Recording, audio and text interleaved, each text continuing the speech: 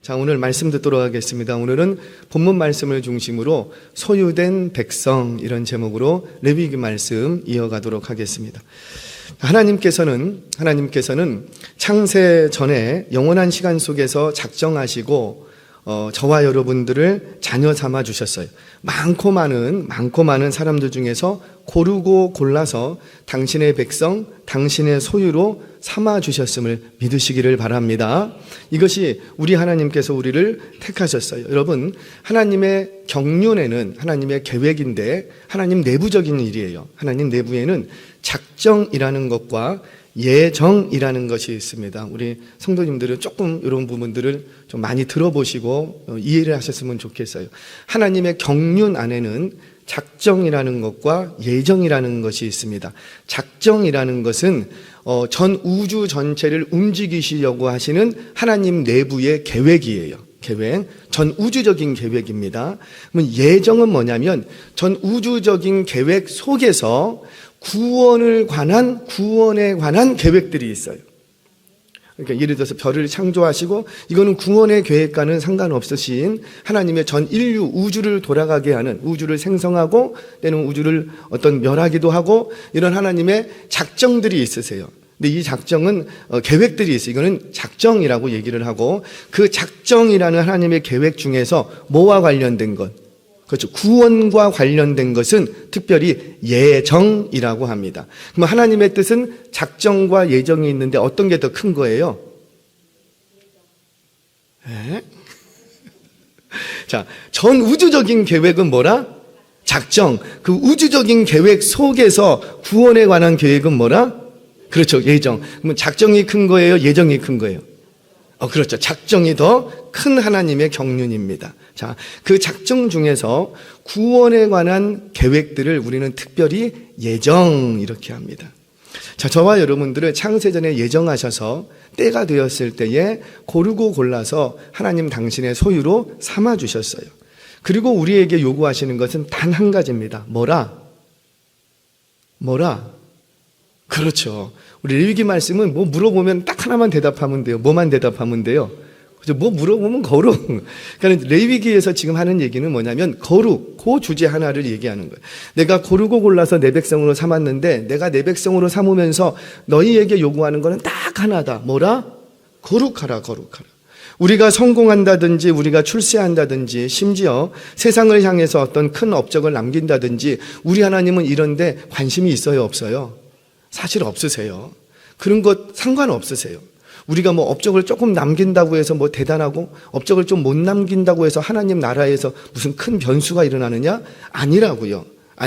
하나님은 우리가 성공하든 실패하든 우리가 뭐 출세를 하든 아니면 뭐 출세를 하지 못하든 이런 데 관심이 있다 없다. 우리 하나님의 관심은, 저와 여러분들이 향한 관심은 뭐냐면 너가 내 백성이 된 후에 얼마나 거룩했는가, 거룩한 삶을 살았는가, 거룩한 삶을 살지 못했는가. 우리 하나님의 관심은 여기에 있는 거예요. 아멘이세요? 자, 그러면 오늘은 도대체 어떻게 해야지 거룩해지는가, 그 실천적이고 구체적인 방법과 그리고 왜 그렇게 우리는 거룩해야 되는가, 그 실천적인 측면에서 그 이유에 대해서 오늘 이 말씀을 들으려고 합니다. 오늘은 성경 본문을 쭉 따라가면서 제가 정리하는 걸로 얘기를 풀어갈 거예요. 그러니까 여러분들이 그냥 따라만 오시면 오늘은 그냥 레위기의 거룩에 대해서 정리한다 이렇게 생각하시고 말씀을 받으시면 될 것 같아요. 첫 번째, 어떻게 해야지 거룩해질 수 있는가? 우리 하나님은 우리를 향한 관심이 뭐밖에 없다? 거룩. 너희가 거룩했는가? 그러니까 오늘 하루 너가 어떤 삶을 살았는가를 딱 달아보실 때 뭘 딱 달아보신다고요? 그렇죠. 거룩했는가, 거룩하지 않았는가. 올 2024년을 우리에게 허락해 주셨어요. 2024년 다 살아놓고 나서 마지막 날 우리 하나님이 딱 저울질 하시는데 뭘 저울질 하시겠다? 그렇죠. 거룩. 올 한 해 동안 너희가 거룩하게 살았느냐, 거룩하게 살지 않았느냐. 그것만 딱 달아보시겠다라는 거예요. 그러면 도대체 어떻게 해야지 거룩한 삶을 살 수 있을까? 실천적인 방법, 오늘 본문 속에 3가지가 드러납니다. 그 3가지 말씀을 정리해 보겠습니다. 첫 번째, 모든 율법과 규례와 법도를 준수함으로 거룩해진다는 거예요. 아멘이세요? 그러니까 말씀을 지킴으로 거룩해지는 거예요. 그러니까 내가 거룩해지기 위해서는 어떻게 해야 돼요? 말씀을 지켜도 되고 안 지켜도 되고, 이 말씀은 나하고 잘 맞으니까 지키고, 이 말씀은 좀 내 마음, 내 성향하고 안 맞아, 안 지키고, 그러면 돼요, 안 돼요? 안 된다라는 거예요. 자, 성경 보겠습니다. 22절 상반절 말씀 같이 한번 읽겠습니다. 시작. 너희는 나의 모든 규례와 법도를 지켜 행하라. 항상 하나님의 말씀은 어디까지 가는 거냐면 행하는 데까지 가는 거예요. 모든 말씀에 종착지는 거기에요. 종착지는. 자, 거룩해지는 것은 무엇보다도 뭘 지켜야 되겠다? 말씀. 자, 가나안 땅 하나만 예를 좀 들어볼게요. 이 땅에 내 백성이 있어요. 이 땅에 내 백성이 되었다는 것은 뭘 의미해요? 이 땅에서 하나님이 정하신 그 땅에서 하나님이 정하신 법을 지키는 거예요. 그러니까 법의 규제를 받는 것을 얘기하는 거죠. 예를 들자면 이런 거예요. 우리는 대한민국 국민이에요. 대한민국 국민이라면 비록 내가 다른 나라에 있어도 대한민국 국민은 어떤 법에 제재를 당할까요? 여러분들 다른 나라에 가 있어도, 물론 내가 다른 나라에 가 있으면 잠시 그 나라의 법에 규제를 받아요. 교통법규라든지 이런 거 규제를 받죠. 하지만 내가 어떤 범죄를 저지르면 이제 어떻게 됩니까? 바로 딱 나를 데려가요. 나를 데려가서 어떻게 하고 다시 본국으로 호송해서 본국의 법을 이제 집행을 하게 되는 거죠. 왜 그렇게 하는 거예요? 내가 비록 타국에서 죄를 지었을지라도 나는 어디 나라 국민이니까, 대한민국 국민이기 때문에 대한민국의 국민으로서 그 법의 규제를 받는 거예요.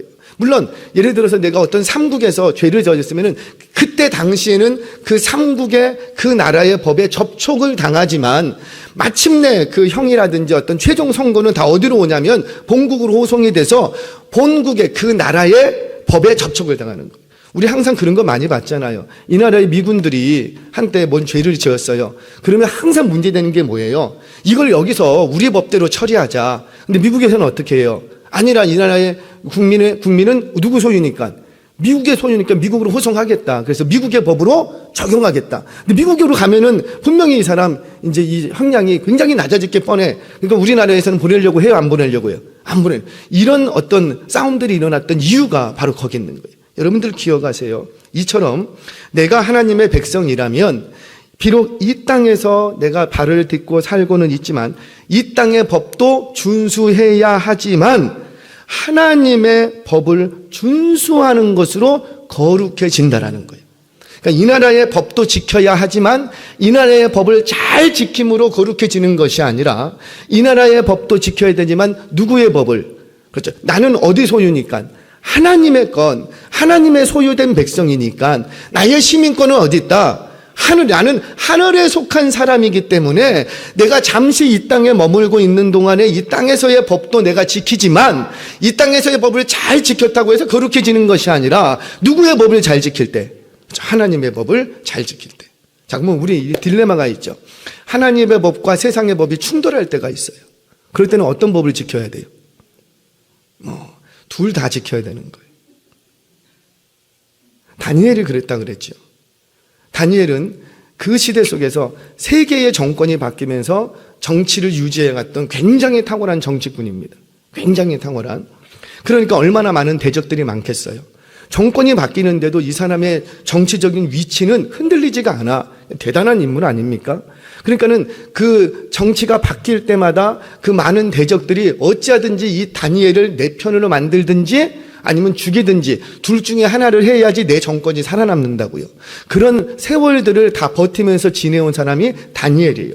근데 다니엘은 어떻게 꺾을 수가 없어. 그러니까 어떻게 합니까? 하나님의 법과 페르시아 왕이 세운 법을 딱 충돌을 일으키죠. 너 나에게만 절을 하라.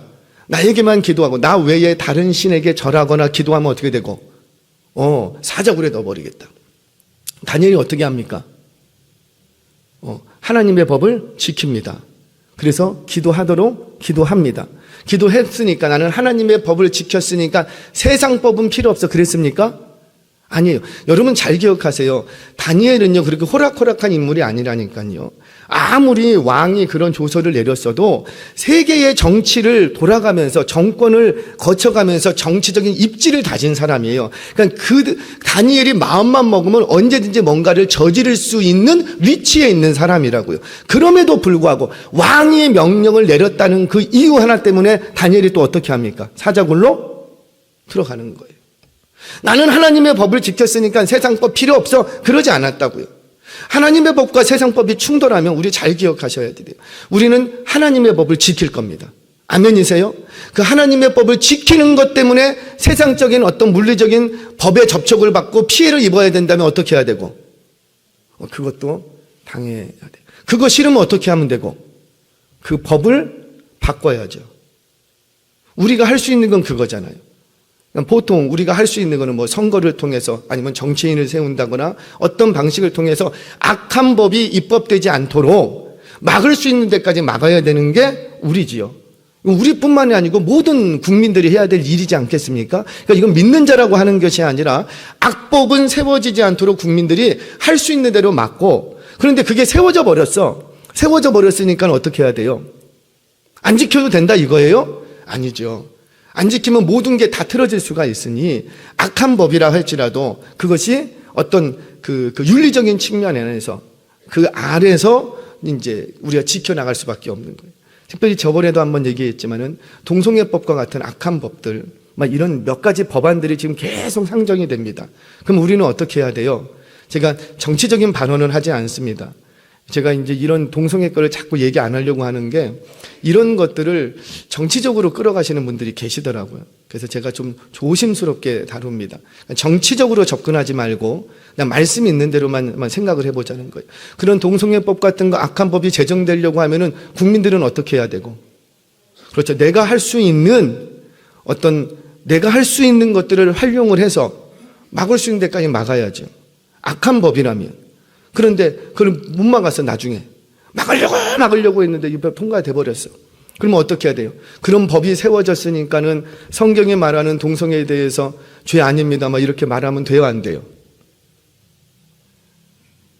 그거는 안 되는 거잖아요. 왜? 뭐가 앞서니까? 하나님의 법이 있으니까. 근데 그렇게 함으로써 어떤 법이 제정되어서 어떤 제재가 딱 들어오면 어떻게 해야 되고? 당할 수밖에 없는 거예요. 당할 수밖에. 이게 우리의 고난이고 아픔이라는 거죠. 그런 시대가 안 오기를 정말 바라는데, 그러니까 막을 수 있는 데까지 막아야지 돼요. 그런데 성경은 뭐라고 하냐면 말세의 믿음을 보겠느냐. 그러니까 세상은 말세로 치닫는 거예요.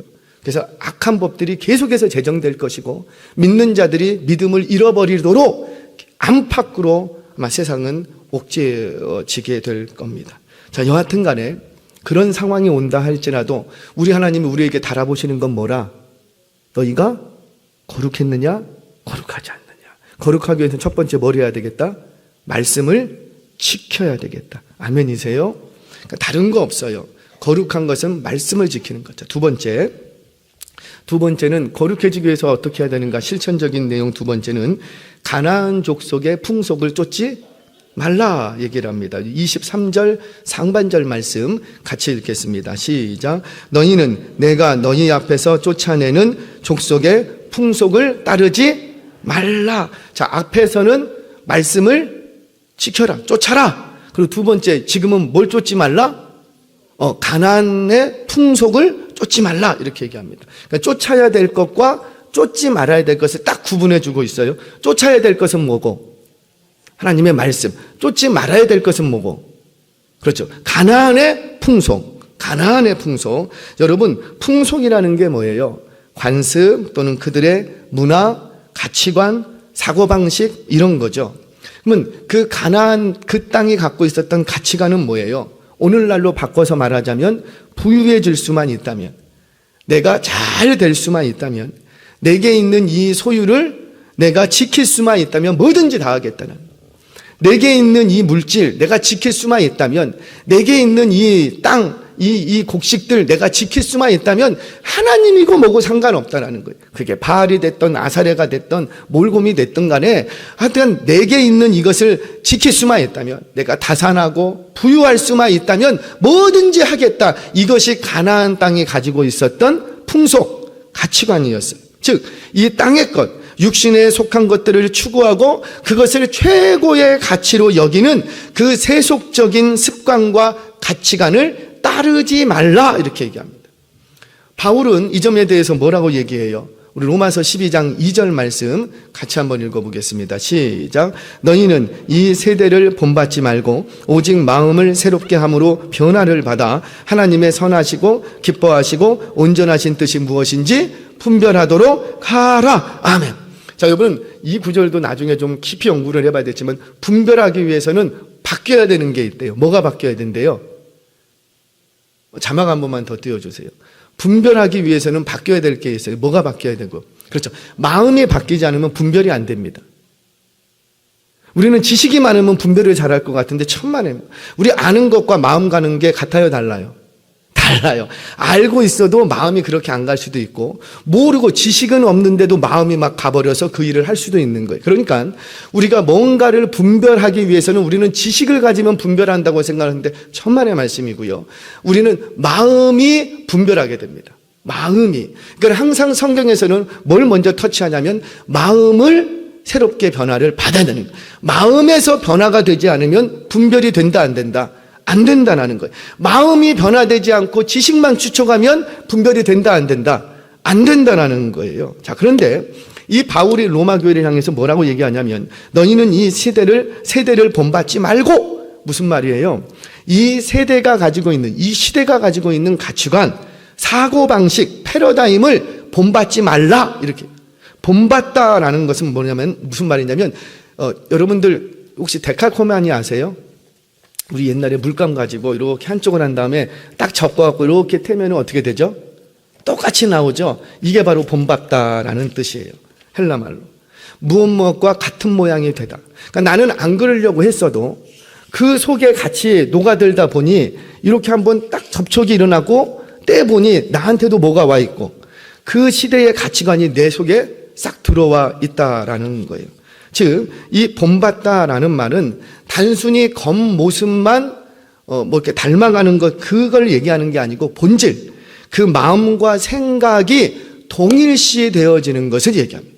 마음과 생각이 똑같아져 버리는 거예요. 똑같아져 버려요.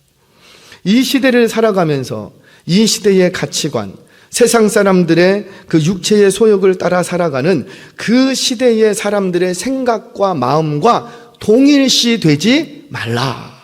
동일시 되지 말라. 야고보 사도도 이 부분에 대해서 이렇게 얘기합니다. 야고보서 4장 4절 말씀 같이 한번 읽어보겠습니다. 시작. 가늠한 여인들아, 세상과 벗된 것이 하나님과 원수됨을 알지 못하느냐? 그런즉 누구든지 세상과 벗이 되고자 하는 자는 스스로 하나님과 원수가 되는 것이니라. 아멘. 저와 여러분들은 누구하고 닮은 꼴이 되어야지 돼요? 하나님과. 왜? 하나님의 모양과 형상대로. 그러니까 너희는 나처럼 지었다라는 거예요. 그래서 우리를 봤을 때, 사람들을 봤을 때, 아, 저 속에서 하나님의 형상이, 하나님의 이미지가 보여져야지 되는 거예요. 그런데 하나님의 이미지가 보여지지 않고 그 사람을 딱 봤더니 우리 세상 말로 속물. 교회 안에서도 속물 근성. 목회자의 세계에도 굉장히 죄송하고 부끄럽지만 속물 근성. 막 이런 것들이 남아있다고요. 이런 것들은 다 어디로부터 흘러 들어온 건데, 하늘로부터 온 것이 아니라 세상으로부터 내 안에 싹 흘러 들어와서 나도 모르게 세상과 같은 동일시 돼 버렸어. 그러니까 교회 안에서의 모든 사고방식, 하나님 나라를 위해서 일할 때도 자꾸만 어떤 방식으로 우리가 나도 모르게 자꾸만 먼저 생각하게 되냐면 세상적인 것부터 먼저 달아보기 시작하는 거죠. 얼마나 성과가 있느냐, 얼마나 그 일을 하는데 비용이 얼마나 들어가고 그렇게 투자를 했을 때 얼만큼의 이 순이익이 남을 수 있느냐. 자꾸만 이런 식으로 하나님의 나라의 일들을 하려고 한다면 우리는 이미 우리 속에 뭐가 들어온 거예요? 세상적인 가치관이 이미 내 안에 들어와 버리는 거예요. 그러니까 교회는 이 세상 속에 살지만 세상과 물들지 않도록 자꾸만 그 밀어내는 역할을 해야 되는 거예요. 자꾸만 밀어내는 역할. 그래서 말씀은 방파제다, 이런 말씀이 있어요. 자꾸만 방파제를 교회는 두껍게 세워야지 돼요. 높이 세워야지 돼요. 그 세상의 물이 치닫지 않을 수는 없어요. 그러니까 치닫아 들어올 때 방파제만 잘 세워져 있으면 이 물이 들어와요, 안 들어와요? 안 들어와요. 근데 그 방파제가 뭐라? 말씀. 그래서 교회는, 건강한 교회는 자꾸만 말씀이 강론되고 그 말씀이 우리 안에서 적용되어질 때 그 말씀은 우리의 방파제가 되는 거예요. 아멘이세요? 우리 세상 속에 살아가지만 세상 속의 이 가치관에 우리 동일시 되지 않는 저와 여러분 되시기를 바랍니다. 자, 세 번째. 첫 번째는 말씀을 지켜라. 두 번째는 가나안 족속의 풍속을 따르지 말라. 자, 세 번째는 이게 좀 중요해요. 거룩해지기 위해선 부정한 것들로부터 너희 몸을 지키래요. 몸을 지키래요. 자, 우리 25절 말씀 같이 한번 읽겠습니다. 시작. 너희는 부정함과 새가 정하고 부정함을 구별하고 내가 너희를 위하여 부정한 것으로 구별한 짐승이나 새나 땅에 기는 것들로 너희의 몸을 더럽히지 말라. 뭘 더럽히지 말라?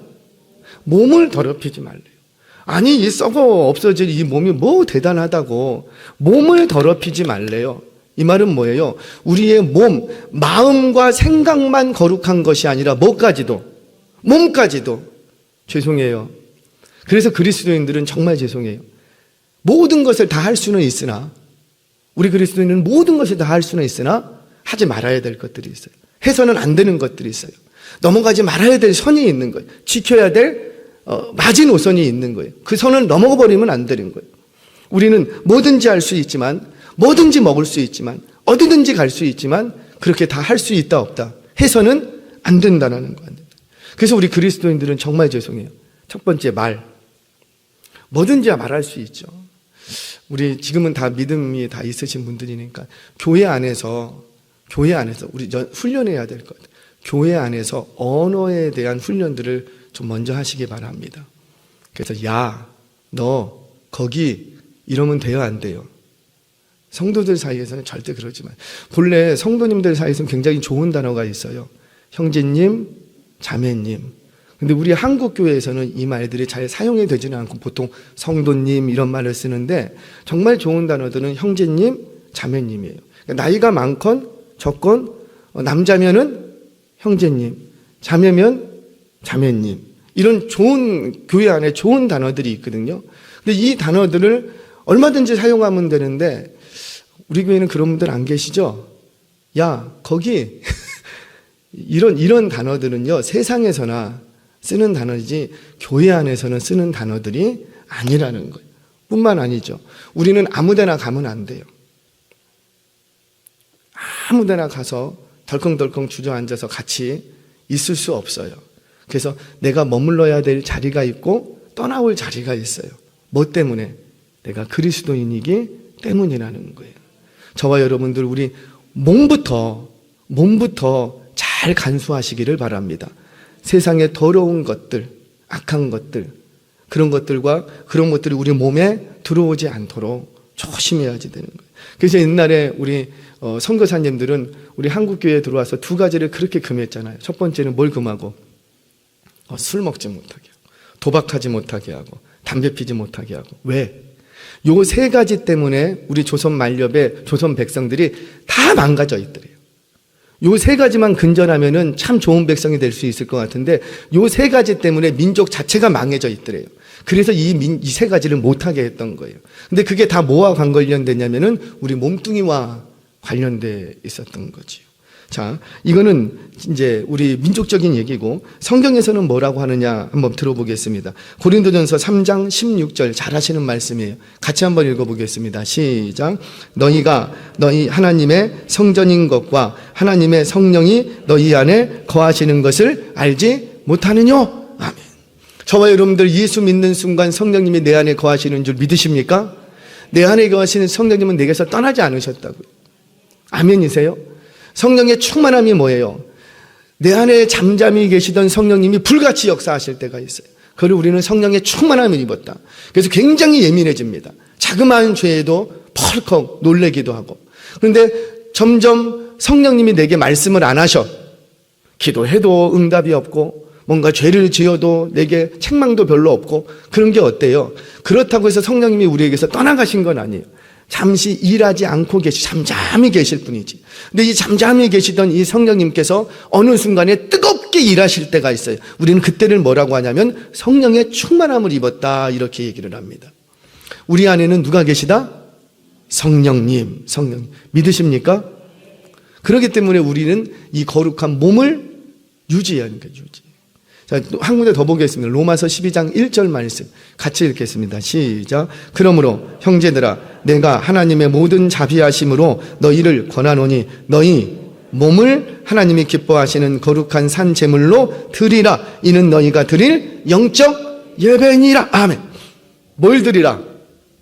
몸을 드리래요. 몸을. 예수님 사랑합니다. 예배의 자리에는 안 나와. 몸뚱이가 다른 데가 있어. 물론 어쩔 수 없는 상황들이 있지요. 내가 병들었어요. 그러면 몸뚱이가 어디 있을 수밖에 없고, 그렇죠, 누워 있을 수밖에 없어요. 그런데 그런 일이 아니고 똑같이 온라인 예배자들 시험 들라. 소파에 앉아 있으면서도 안 나오는 것. 그 몸뚱이가 어디 있는 거예요? 이해되시나요?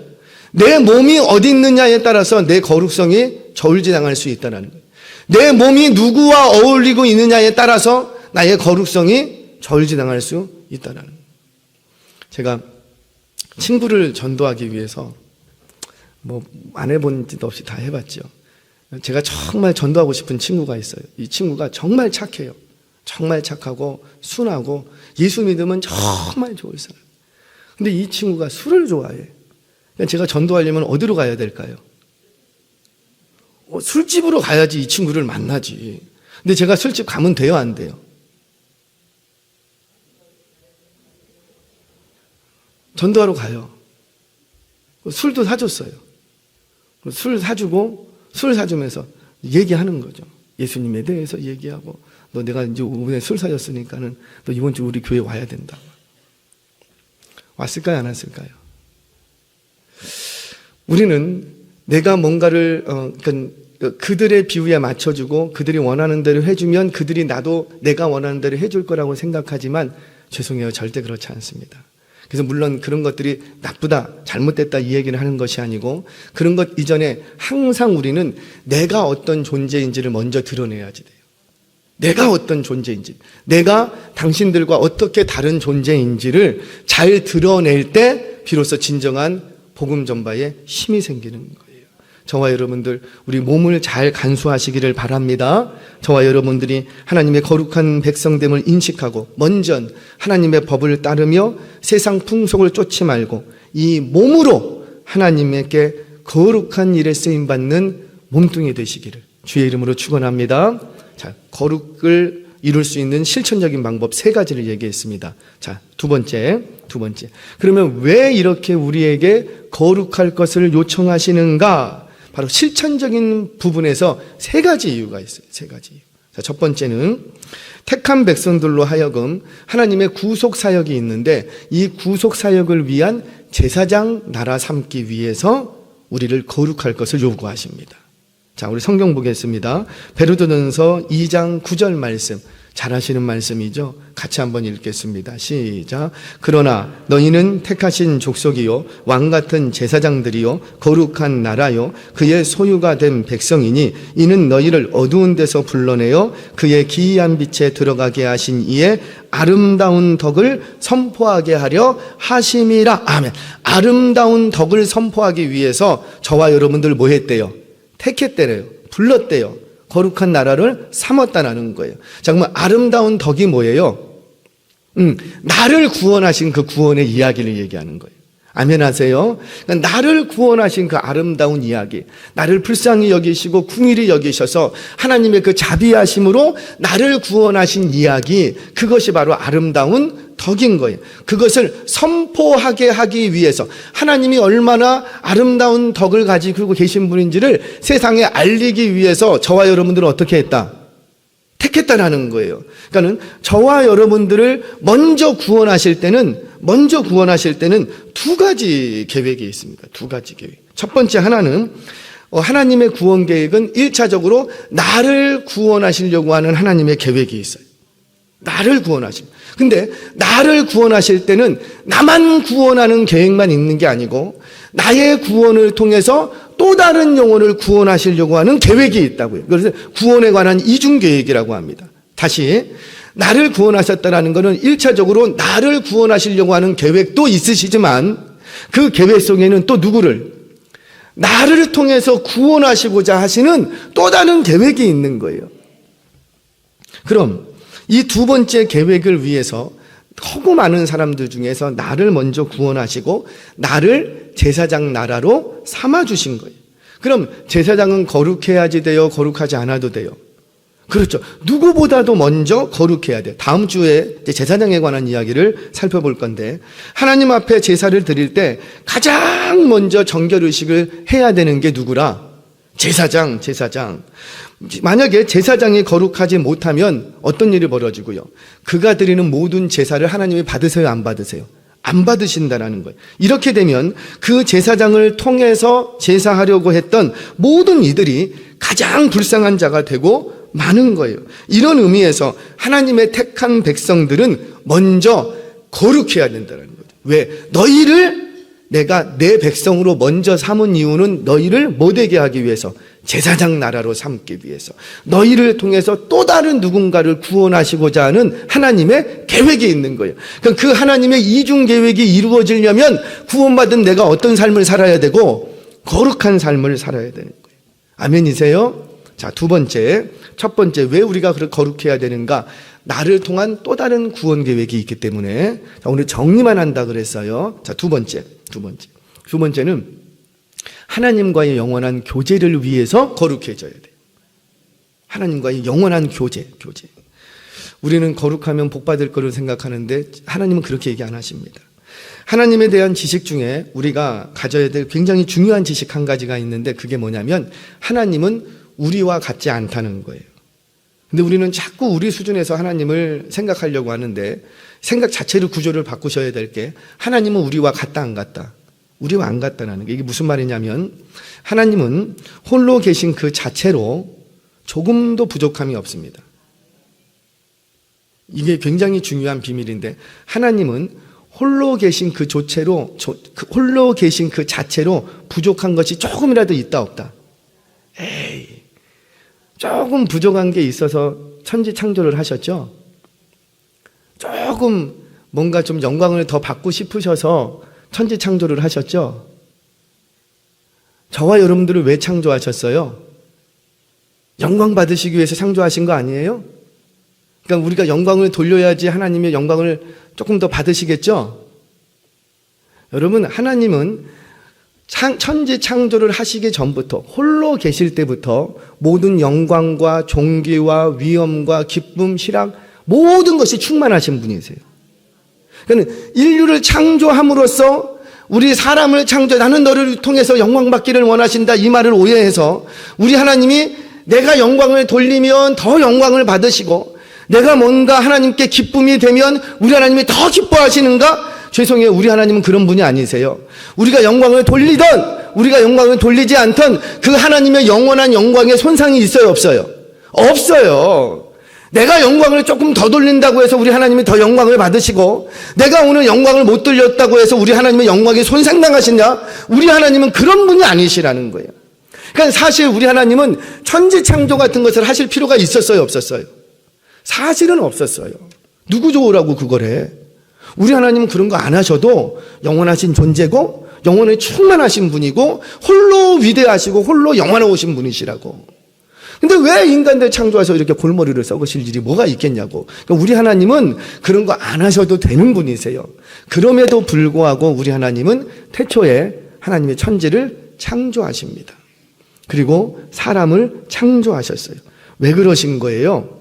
우리 하나님은 전혀 부족한 게 없음에도 불구하고 하나님께서는 인간 창조하기를 기뻐하셨고 그 인간을 통해서 영광 받기를 기뻐하신 거예요.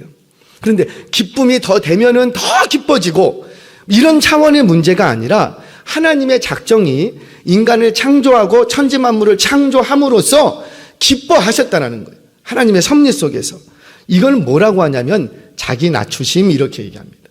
우리 하나님은 그런 거 안 하셔도 얼마든지 영광이 충만하시고 기쁨이 충만하신 분이신데 스스로를 낮추신 거예요. 스스로를 낮추셔서 내가 요것도 하고 요것도 해주신 거지. 원래 이런 거 안 하셔도 우리 하나님은 천지 만물을 창조하셔야지만 하나님이 살아계십니까? 아니라고요. 하나님은 홀로 위대하시고 홀로 영원하신 존재세요. 천지 우주 만물 이런 거 아무것도 없어도 우리 하나님은 영원한 존재세요. 아멘이세요? 언제나 충만하신 분이세요. 그런데 그분이 뭔가 부족하신 것처럼 뭔가가 더 있어야 되는 것처럼 스스로를 낮추셔서 천지 만물을 창조하시고 인간을 창조하셨어요. 그런데 그렇게 하심으로써 왜 인간을 이렇게 창조하시느냐? 바로 하나님 안에서 영원토록 교제하고 싶으신 거지. 그러니까 뭔가가 부족해서 인간을 창조하신 것이 아니라 내 안에 있는 기쁨과 영광을 누구하고도 나누고 싶어서 저와 여러분과 나누고 싶으신 거예요. 그것을 우리는 교제하다 이렇게 얘기합니다. 서로 교제하는 건 뭐예요? 내게 있는 것을 이 사람한테도 주고 이 사람에 있는 것을 내게도 받는 거예요. 그러니까 하나님 다시 정리합니다. 이거 창조론에서 굉장히 중요한 부분이에요. 우리 하나님이 천지 만물을 왜 창조하셨는가? 뭔가 조금 부족한 게 있어서 그 부족한 것을 채우시려고 창조하셨는가? 아니라는 거예요. 오히려 천지 창조와 인간 창조는 당신 하나님을 스스로 낮추신 표현이셨어요. 근데 왜 그렇게 낮추셨는가? 바로 하나님은 인간을 창조하셔서 우리의 모양과 형상, 하나님의 모양과 형상을 닮은 인간을 창조하셔서 뭐 하시기를 원하셨다고요? 그렇죠. 교제. 영원토록 교제하기를 원하신 거예요. 그러면 충만하신 분과 내가 교제를 하면 누구한테 이득인 거예요?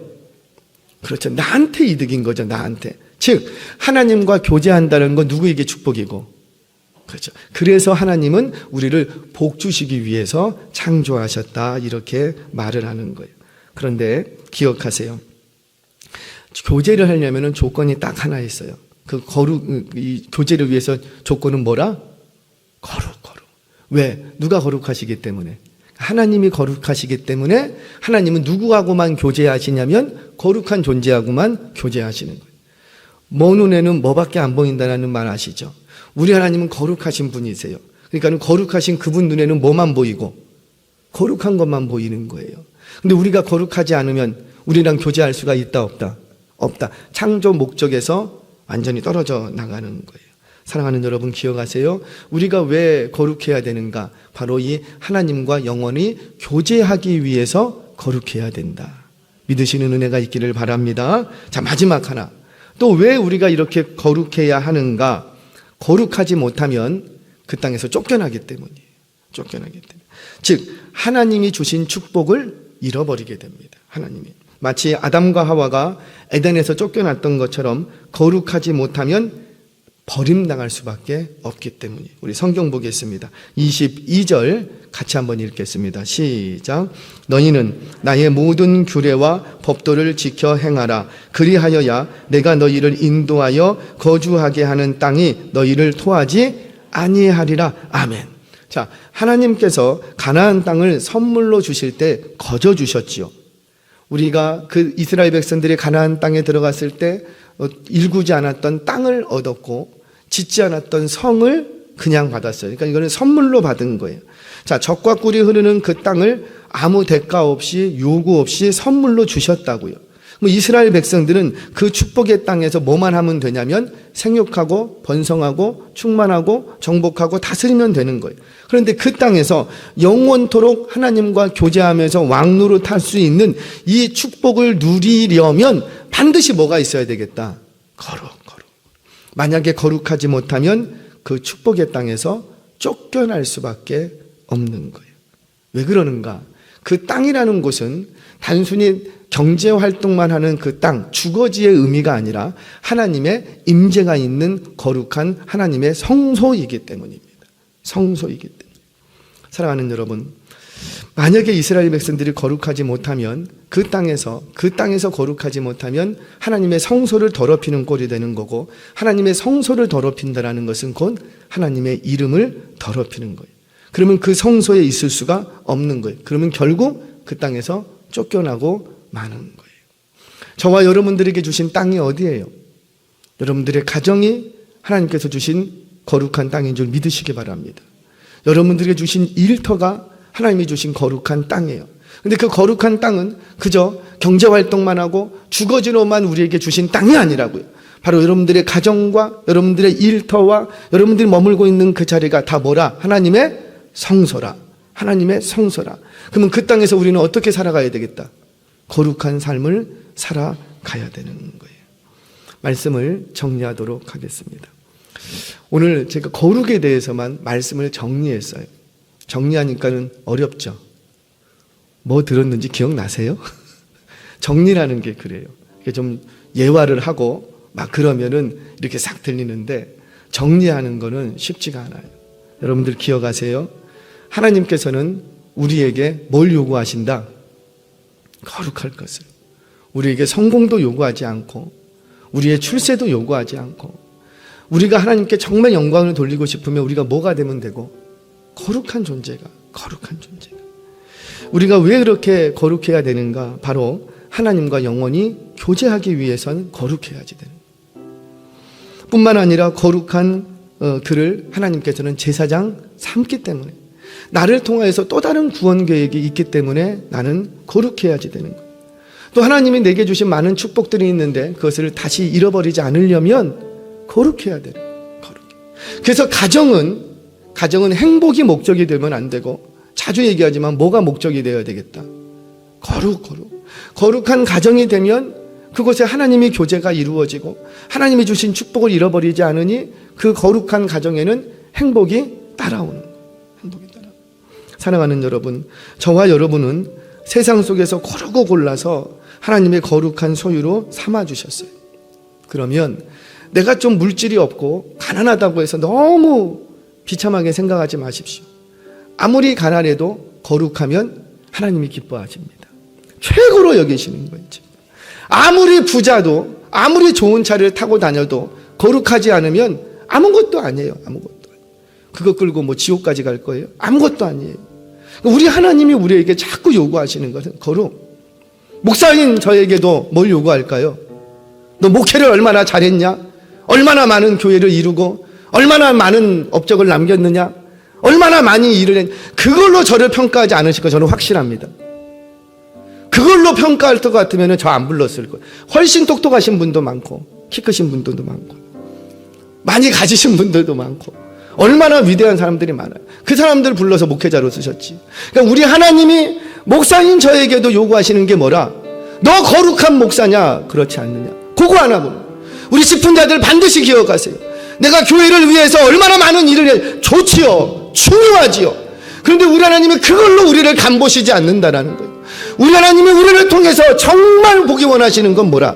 너가 집훈자로서 거룩했냐? 교구장으로서 구역장으로서 리더로서 정말 거룩했냐? 거룩하지 않았냐? 우리 하나님은 그것만 보시겠답니다.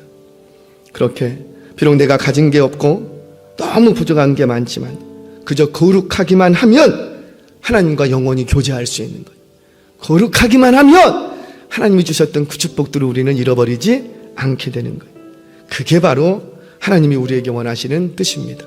이제 남은 이 3일 동안도 거룩한 성도의 본분을 지키셔서 세상 속에서 세상의 가치관과 데칼코마니 돼갖고 살아가지 않고 하나님과 교제하며 축복을 받아 누리는 남은 3일의 삶이 되시기를 주의 이름으로 축원합니다.